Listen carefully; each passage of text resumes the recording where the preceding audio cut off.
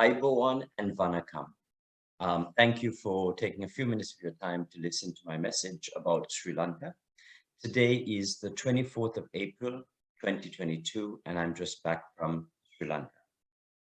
I traveled all around. I was in Norelia, I was in Kandy, in Dambulla, on the East Coast and on the Southwest Coast, discovering several amazing boutique properties for my business, Secrets of Ceylon, which is a division of Your Tourism Partner. Today, I just want to give you an update to the reality of what's happening in Sri Lanka. And to follow soon will be some announcements about some new boutique properties that I will be representing, many of which you probably don't know, most of which you should know because they're amazing. A background to me, I've been in the hotel and DMC business in Sri Lanka for many years. After the tsunami in January 2005, I came to the UK as the head of the Sri Lanka Tourist Board, which I did for 4 years. I worked for the governments of St. Lucia in UK and Europe, and also for Antigua and Barbuda. So I know tourism and I know Sri Lanka well. I've been running a representation business, and I'm now taking it to the next level, but that for another day. So what's happening in Sri Lanka? Sri Lanka is going through an economic crisis. During COVID, our overseas workers is our number one foreign exchange earner. Our overseas workers, almost 40% came back. And for 2 years, we didn't send the normal 250,000 people who go overseas every year to work in other companies, mainly in the Middle East and in the Maldives. And this has affected our foreign reserves tremendously. Tourism is a big exchange earner, and I don't need to tell you, my audience today, about what happened in tourism in the last few years. Further issues. Clothing, our clothing industry, Gap, Victoria's Secret, Next, has many of those manufactured in Sri Lanka, and those orders decreased. So we got hit on many fronts. And lastly, our tea industry, Russia and Ukraine are two of our biggest source markets where we send our tea, amongst others, and that has also been affected. So it's a perfect storm.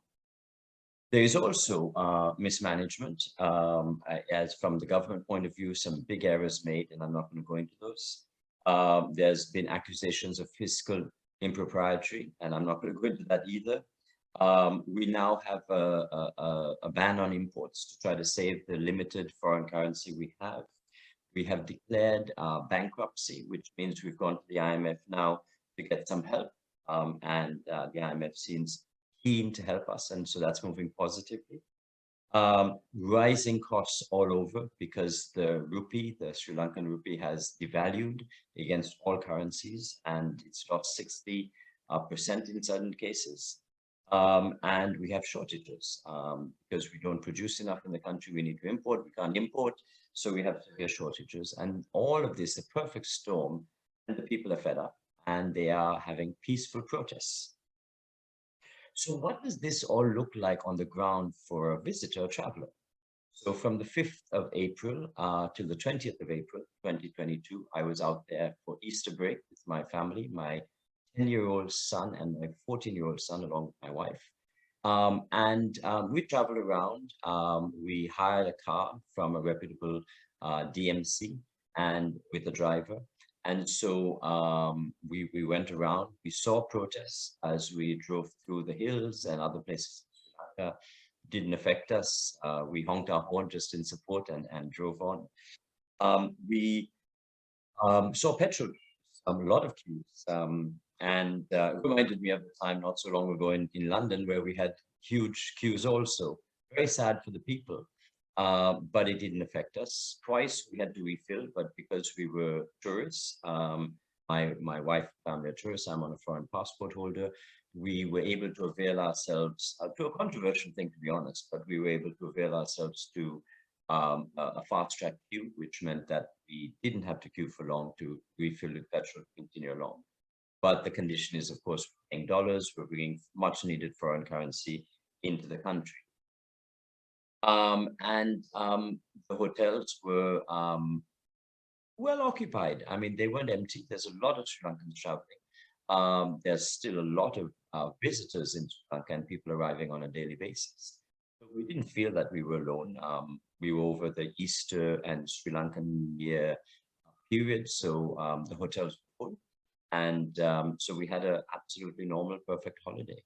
Our currency is devalued, Sri Lankan rupee is devalued. So as someone coming in with pounds, I was able and I made sure I bought Sri Lankan things. I bought Sri Lankan beer, Sri Lankan arak. I drank Sri Lankan, I ate Sri Lankan, and I brought lots of gifts back and essentials that I can use in here in the UK.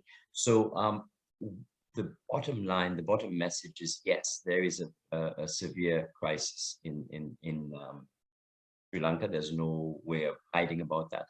But tourism continues. We are very resilient. We're very optimistic because we've had problems in the past. You know about the tsunami, you know about war, you know about the Easter bombings, and of course COVID. But Sri Lankans always recover. They always bounce back. So once again, you may remember a similar video I did in after the Easter attacks.